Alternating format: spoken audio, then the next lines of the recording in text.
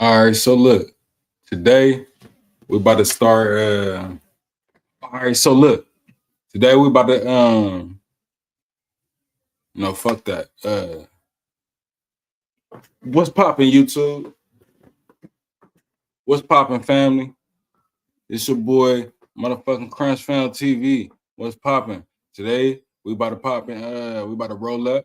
We about to roll up some motherfucking some real motherfucking granddaddy perk and react to this damn video. You know what I'm talking about? Look at that shit.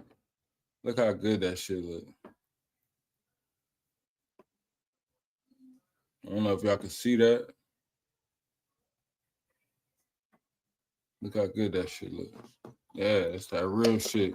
Then we got this red velvet joint.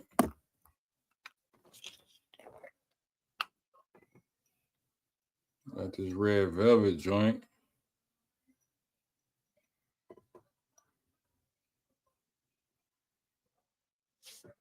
Got this red velvet shit. But anyway, man, that's what we rolling up, man. I hope you got your good smoke. You know what I'm talking about? I would share, but you all the way over there, you know what I mean? But anyway, today we about to react to a crazy ass video, man. This how they get the guns into the Mexican cartels and shit. I ain't gonna talk too much though. Like the video, hit the subscribe. Let's react. Let's motherfucking react.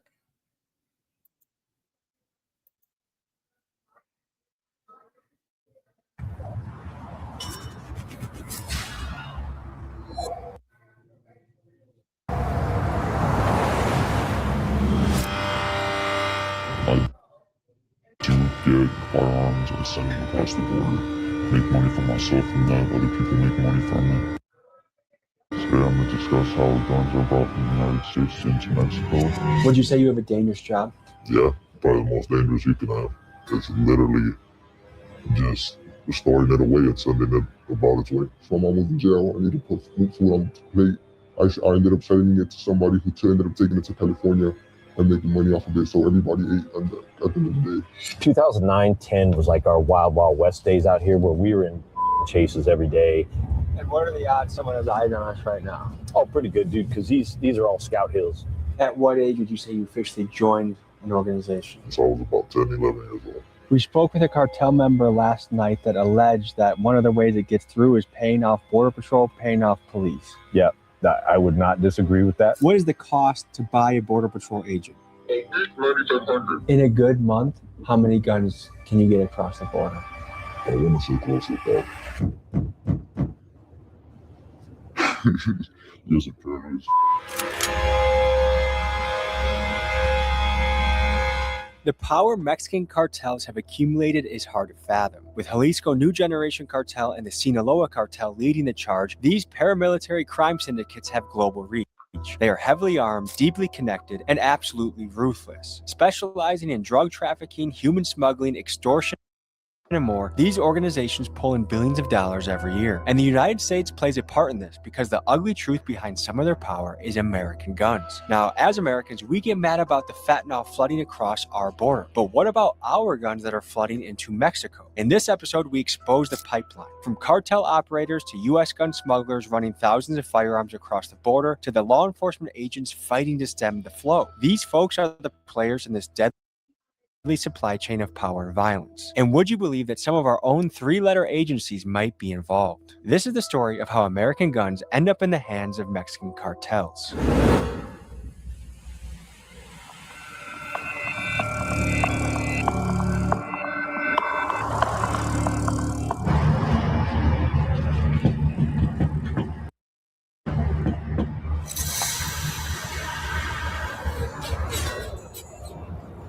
What's up, brother? Good to meet you. I don't see how all these people be letting Tommy in there like that. Is That's it true that weird, there's people in man. the game are on the run right now? Oh, yeah, most of the people I know just Either their people either got hit by, one of the three people that were going out there raping people, or All just type of had some gang, shit happen, or some cartel. Like some he people really didn't know how to do it. They gotta go on the run. So Mexico is just the go-to right now. States are too hot. State troopers, border patrol up in Phoenix. So do you have a fear that if you did a bad business transaction that someone would come looking for you?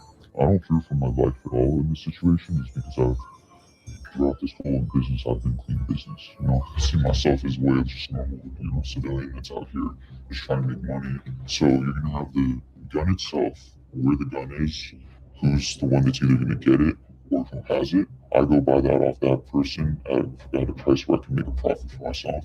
I send someone into a store to go get something from me, and I have my people that I sell it to at a pretty good markup.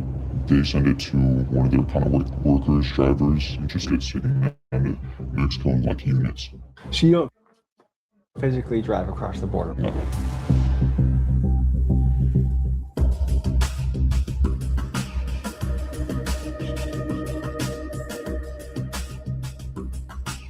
Would you say you have a dangerous job? Yeah, probably the most dangerous you can have.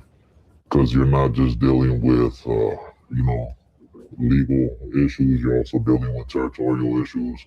For those not familiar, the Sinaloa cartel is one of Mexico's most feared and notorious drug cartels. It was led for years by El Chapo Guzman, a ruthless kingpin famous for running a global crime empire and escaping a Mexican prison in 2015 through a mile-long tunnel. He was recaptured in 2016 and extradited to the United States, where he's now being held in ADX Florence, America's most secure prison. He's locked up alongside people like infamous gang leader Larry Hoover and the Boston Marathon bomber. And with El Chapo behind bars, Sinaloa's future has never looked more uncertain. But make no mistake that from Chicago to California, Omaha to Phoenix, the Sinaloa reach is still quite powerful.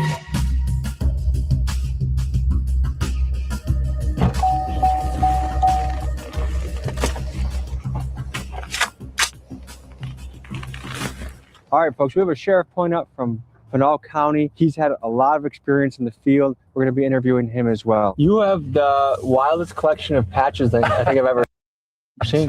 If we interviewed a cartel member last night, what are the odds that he would be Sinaloa given the control they have in the area? If he's not Sinaloa, then he's risking his life.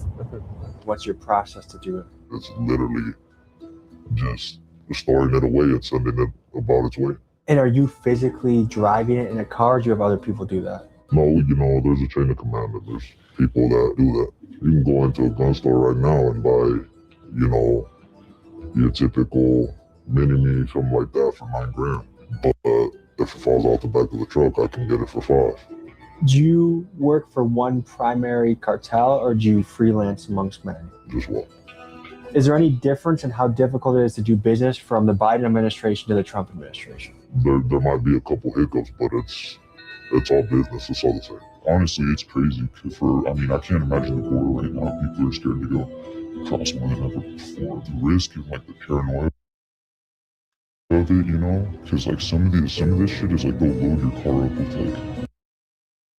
20 blocks, and imagine trying to drive across the border thinking that, and then if the X-ray's gonna pick you up, shit like that. I guess nerve-wracking, Once the border got tighter, things got hard to do. Get into America, you know what I mean? Was it actually that easy with Biden as president? I felt like there was a lot more things coming in. Is it noticeably more difficult now that Trump is in office? Yeah. Under the Biden administration, it was a free flow of everything. The people have stopped coming across so much. I mean, we're way down. I think we were at about 7,000 to 12,000 a week, and we're at 300 to 700 a week now. At what age would you say you officially joined an organization? So I was about 10, 11 years old. Yes, There was a study done by the U.S. government from the Government Accountability Office that found that 70% of firearms found in Mexico traced their roots to America. Does that surprise you? It's probably lowballing it. Yeah, it might even be closer to 80, 90. No, if anything, I feel like it would be a larger number. Closer to 80, 90% maybe? Yeah, probably closer to 90. How much power do the cartels have in places like this in Arizona? On the American side, they are very smart businessmen, right? They don't, they're getting a little more overt about their stuff, but you just don't have a lot of in your face like you do in Mexico, right? We don't have rolling gun battles here. Sinaloa holds pretty good control of our state. They have not given it up, and they've been here a lot of years. Are there people in America that are officially part of a cartel, or is that only if you live in Mexico? It's going to stretch all over the world. We'll just put it that way. Now, according to Arizona law, these gun smugglers could face up to 10 years in prison if caught for the crime. But what's interesting to me is the same U.S. government that will hammer these guys for selling guns also like to sell a lot of guns overseas themselves. This has happened a lot of times in recent history, but let's just highlight a couple of recent examples. Take the Soviet-Afghani conflict in the 1980s. The CIA funneled tens of thousands of guns to the Afghan fighters, the Mujahideen, to win the battle against the dreaded Soviets, our enemy at the time. Fast forward a few years later, the same Mujahideen fighters that we armed with the guns that we gave him, some of these guys later turned into the Taliban, which was really good for the military-industrial complex because this fueled another 20 years of war and profit. And most recently, for the United States politicians and arms manufacturers, we have sent billions to Ukraine and Israel, which some could say the U.S. taxpayer is indirectly responsible for the deaths of tens of thousands of people, including women and children. So while a low-level smuggler might spend a decade behind bars for moving a few rifles across the border, the corporations and politicians who benefit from this arms dealing will walk free. Because when the violence is industrialized, no longer a crime, it's just good business. Is there any misrepresentation of the American media about the cartels? Like basically that they're horrifying terrorist organizations? Yeah. It's not how they picture it though. It's so media, it's so brainwashed, and they say, oh, the cartel, it so runs this whole area, and if you go there, they're gonna kill you, or this and that.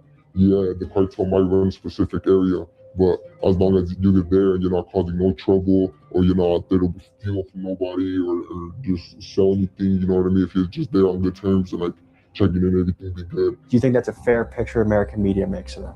No, that's easy to label something that you can tax. We gotta take care of our own people, you know? The government ain't helping. We see cartels sending, suicide bombers or people in the United States to go do mass shootings and get their agenda across or anything. You know, most of the things that cartels do, unless it's someone in America that was working with them and fucking over somehow, that's when they'll go after you as a person in America. What do you think about Trump potentially labeling cartels as terrorist organizations? Then he should start here with the people on this side. What do you think would happen if Trump tried invading Mexico or drone striking cartel operations? It's not looking good.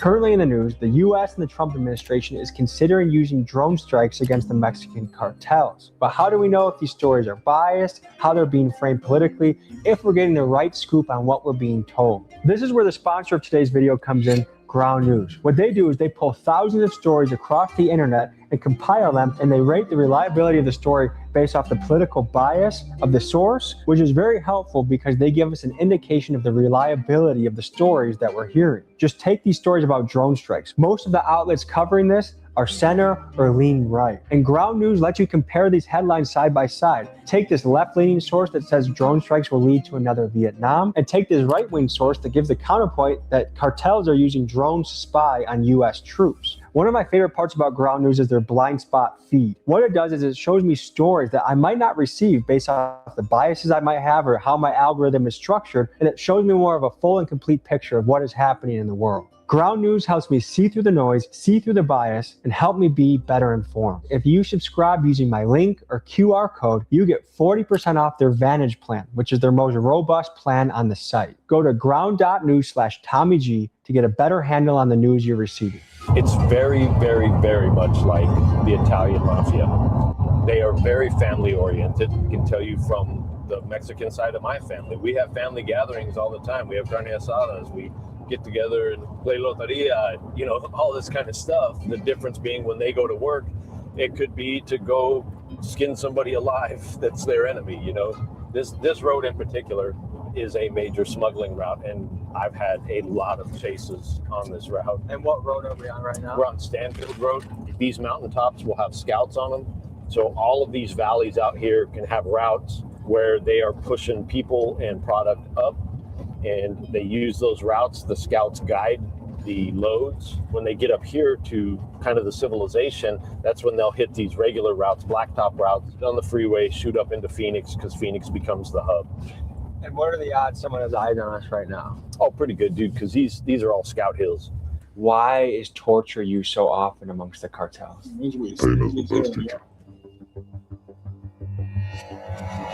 So you're a runner, go to a gun store, get it. Let's say it's me.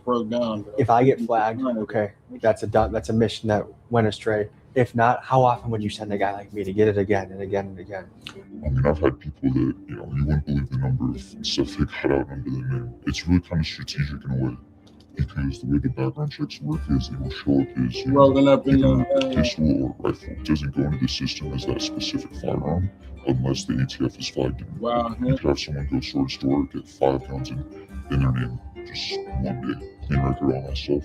For you, have someone in your family that has died from gun violence. Oh, you may have better. Do you blame the guys in America selling the guns? I don't. I just blame the shooter, really. How do you feel about being involved in a business that arms the cartel? It sounds worse than it is in a way. I mean, you think about it is, what I'm doing is basically doing what larger corporate companies have done with other third world countries. Taliban has all guns made in the USA. What I do is I still make those people money. The big corporate, big gun industry still gets money from me, but I also make some money myself in a way by just doing what they're already doing, but on a smaller scale. Even if I stopped what I was doing, someone would just come and fill in for me. Might as well try to make my money in that way. And it's something that's happening in a whole different country. So gun smugglers will risk prison time for a few $1,000s of profit a month. But what about the big players in what some would call the military-industrial complex? Let's just look at the Russia-Ukraine war, for example. Lockheed Martin's stock hit an all-time high. Raytheon's production lines are going off the charts. Billions of dollars in weapons have flowed across the Ukraine border and across the European nations that are gearing up, looking to refill their arsenal in what has proven to be one of the biggest spending sprees in defense since the Cold War. Now, this is where the gray area comes in. Is this right? Is this wrong? Because whether you look at Ukraine, Israel, Afghanistan, one man's freedom fighter is another man's terrorist. I don't know the answer to all this, but what I do know as a tax-paying citizen is what I've gotten out of the deal are dead soldiers, civilians, destruction, a bad reputation globally, while these companies in the military-industrial complex have reaped the profits in the billions. Well, I don't think the gun manufacturers make the guns to give to bad guys to pillage and carnage their own countries. So I don't think that's a good way of looking at it. What made you choose this job over anything else you could have done? Honestly, the thrill of it in a way, and just a large interest in guns on my part. The money's there. I got lucky with, finding some people. Honestly, I think this is a lot morally acceptable than drugs, safer than drugs, less corrupt, less dangerous, So I was in jail, I need to put food on the plate. And then once people started offering me guns for kind of, and tremendously, no product, when we were damn near getting a gun for free, that's really what changed my eyes, because of some kid who went and robbed the car and found a gun in the car, and he was scared to have it at home. So he came to me and he said he didn't want that. He'd rather have a little bit of weed. How much weed do you think you gave him? Probably 7 grams. And that same night, I ended up selling it to somebody who ended up taking it to California and making money off of it. So everybody ate at the end of the day. 2009-10 was our wild, wild west days out here, where we were in chases every day.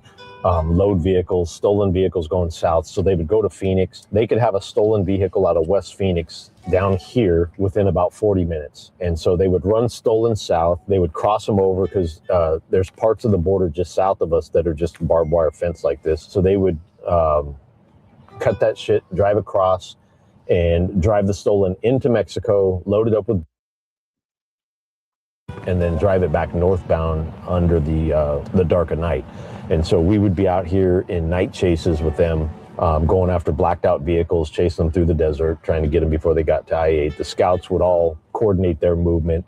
So we would have counter scout operations where us and Border Patrol would work together to try and take the scouts off the hills when we knew loads were coming, so that they were flying blind essentially. And then under the last presidential administration, it was so wide open that they didn't need any of that stuff. Nobody was stopping them. So, and there were so many of them that there was just a flood of people coming through, a flood of dope coming through. Border Patrol was tasked out in all these other areas.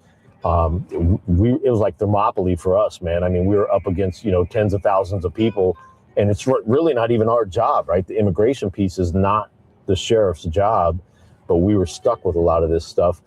Our military was essentially teaching other countries how to defend their country, right? And guys, we got to cover some more cartel history because American guns are not the only thing that the United States has contributed towards the rise and dominance of Mexican cartels. Let's take you back to the mid-90s to Fort Benning, Georgia at the School of Americas, where for decades and still today, this was a place where Latin American military forces were brought to practice skills in things like urban warfare, interrogation tactics, and psychological warfare. The School of Americas has since been renamed due to many former students committing various coups and human rights violations across Central and South America. Classes here are taught in Spanish and oftentimes led by U.S. Green Berets. One of the groups that was trained here was GAFE, one of Mexico's elite special forces groups whose job it was to raid high-value targets and combat narcotics operations. In the 90s, about 30 of the GAFE guys eventually defected from the Mexican military to work for the Gulf Cartel, which they later left to create their own and one of the most feared cartels of all time, Los Zetas. Now, the majority of scholars agree that this was not some CIA psyop on purpose, but rather an unintended consequence on the part of the United States. However, there are known cases of former special forces guys being put on cartel payroll to teach their soldiers and sicarios advanced tactics. Just food for thought as we look at the history of how some of these cartels came to be. What's been your biggest month in revenue so far? I think the best run I had is I made 70K in 4 months. How did that feel? Amazing. I never felt that level of accomplishment before in my life. Have you ever been visited by a 3-letter agency? Allegedly. How is that? Pressuring in a way. One of the things you want to do with that is you want to have them talk to you. Doing that, I was able to find out in a way what they knew about me. Where also I reflected where I went wrong, other factors, and how much they knew. So you kind of stayed silent and let them talk. Yeah. this is the Obama solution here.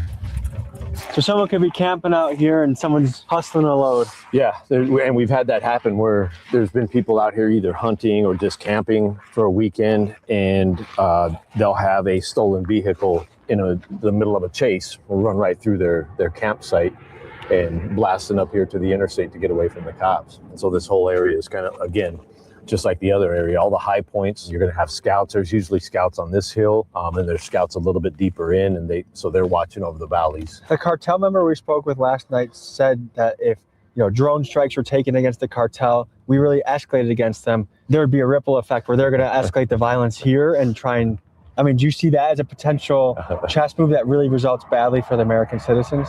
No. If they just look historically at the U.S., they would understand that that's a really stupid statement to make. I think it was Japan that woke up the dragon, right? I don't think they understand what they're saying. Like, that's fine to say, and there's a lot of machismo in that. Like, hey, if you mess with me, you come after my family, I'll come after your family. That's all fun and good.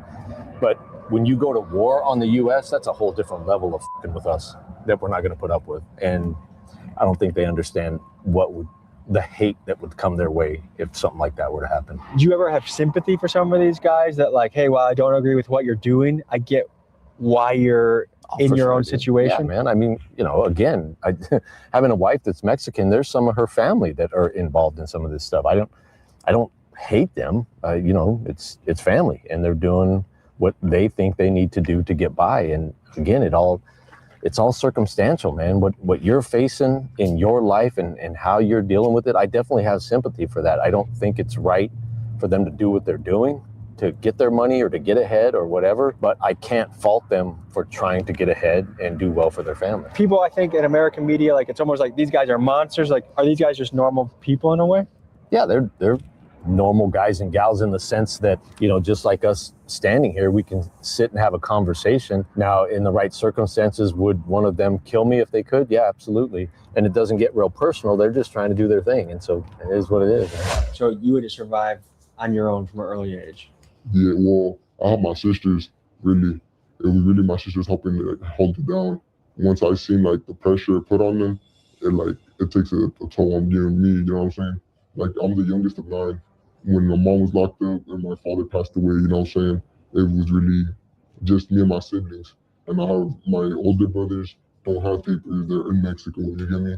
And one of them already died. So it's just me and my sisters, and then I have a brother who really be on his own world. So I really had to like either step in or step out. Once you get into this, like the money is here. This is really what makes you, you know, a little bit as that extra, especially now in this society where the bills take up everything, all the money you make, every job you have, every dollar you make is gonna go to a bill. You get me?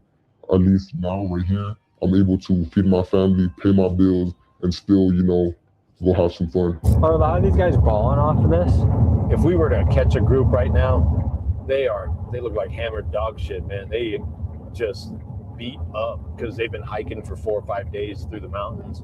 A lot of times they're drinking a concoction of like meth and fentanyl and cocaine, and so they're all wired up, not feeling shit.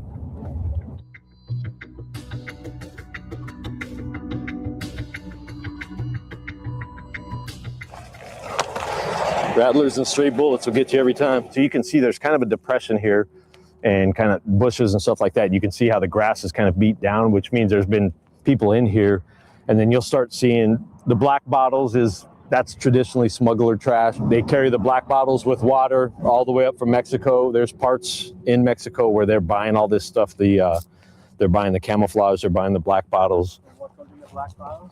Water. They black them out so that they're not shiny, visible. And so you'll see them kind of scattered throughout here. You should start seeing some of the clothing and stuff. So they've, like, by the time they get to this point, they've already been backpacking for 4 or 5 days up from Mexico. Then they get here, and this is kind of their final staging point where they will kind of hang out and wait for a ride to come get them. And so typically speaking, this is where they kind of discard their clothing, discard any trash that they have, and jump in their ride and go.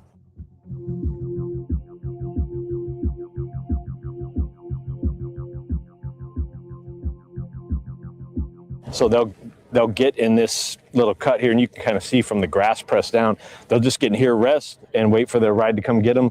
And I mean, we're 10 yards off of Interstate 8. And so car will pull up, give a signal, they'll jump out of this spot, go load into the car real quick, and then they're off and running. One thing they did start doing too is when they know that we are onto them because of the stuff they're leaving behind, they would start collecting it all into a trash bag or whatever, and then they would have one person take it off 100 couple yards away so that it didn't give away their position as much.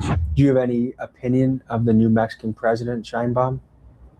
Like, has she changed things at all with how you guys do business? Money talks. So it's business as usual in Mexico. Officials are being paid off, police forces are getting paid off, and business keeps going? Yeah. How hard is it to bribe a police officer? Here? Well, yeah, I guess compare America and Mexico. That's the same. You can bribe people here? Oh, yeah. What percent of cops in border towns in Arizona would you say are in some ways paid off? At least 3/4. At least 3/4? Oh, yeah. And how much does it cost to buy a cop? It just depends. If it's a one-time thing, you know, you throw them a couple grand. And if it's an ongoing thing, you put them on the salary, you give them, you know, 3 or 4 grand a month. There's really that many American cops on payroll like that? We spoke with a cartel member last night that alleged that one of the ways it gets through is paying off Border Patrol, paying off police. Yeah, I would not disagree with that. I know from the years that I've worked that we've had compromised Border Patrol agents.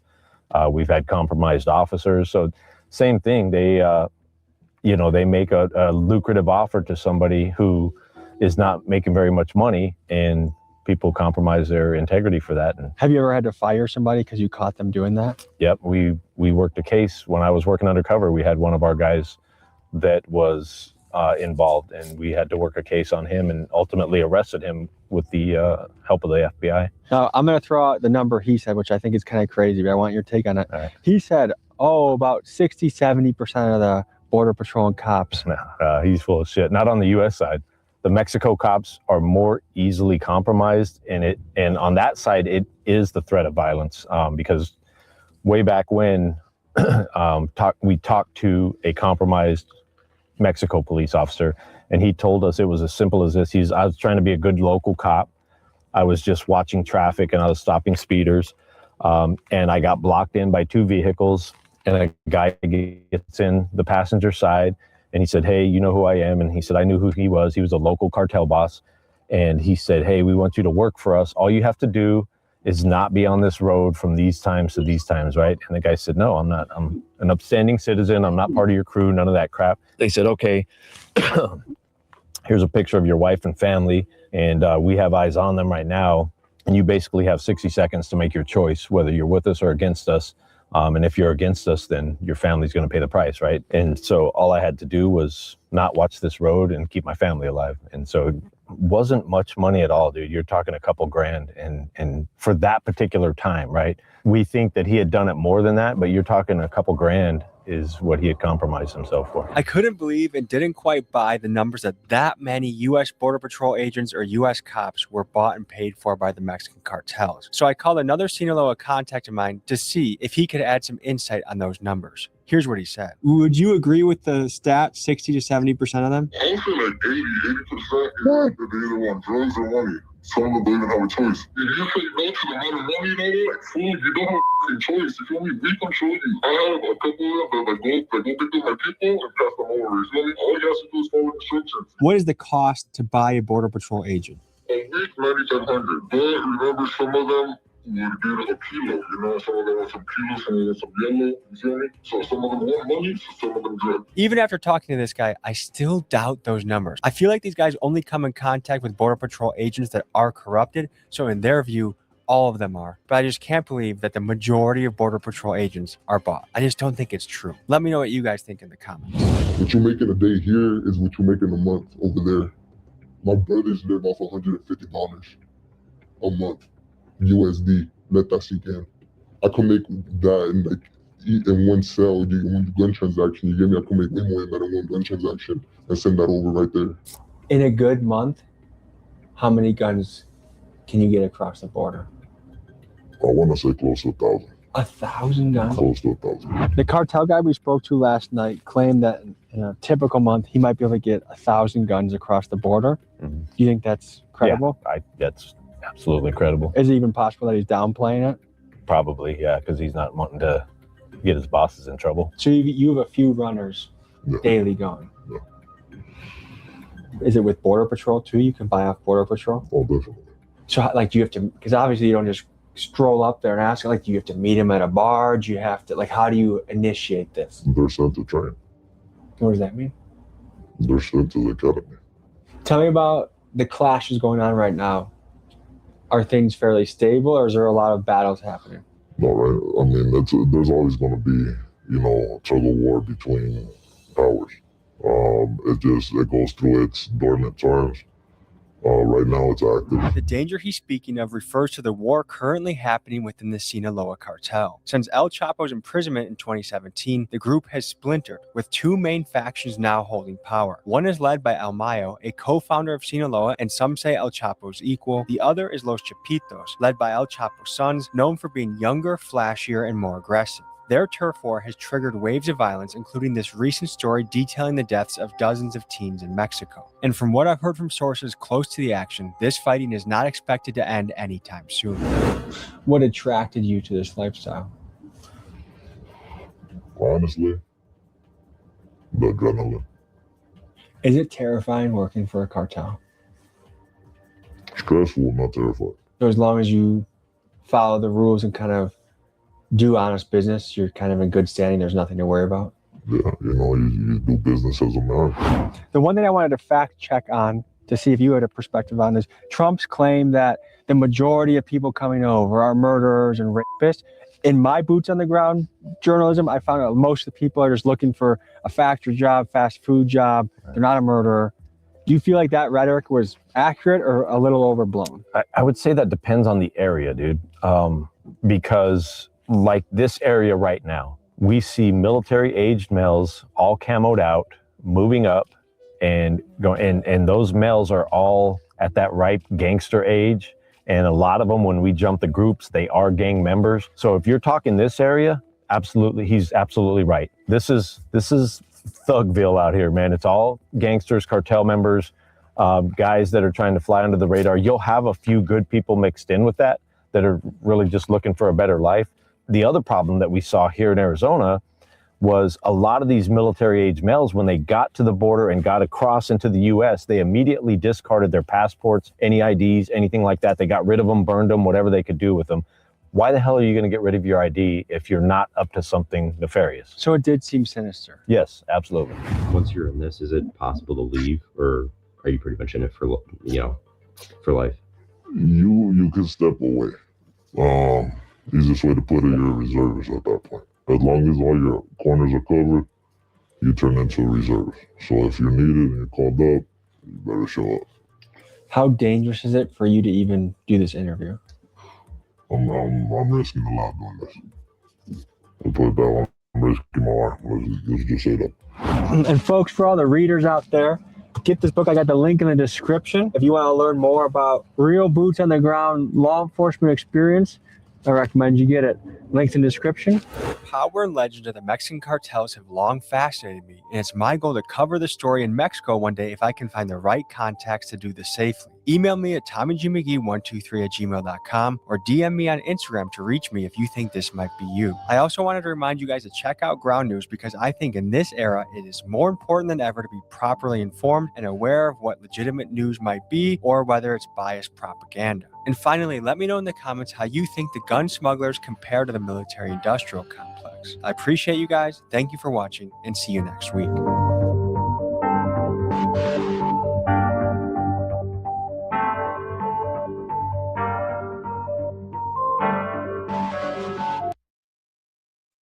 All right, y'all.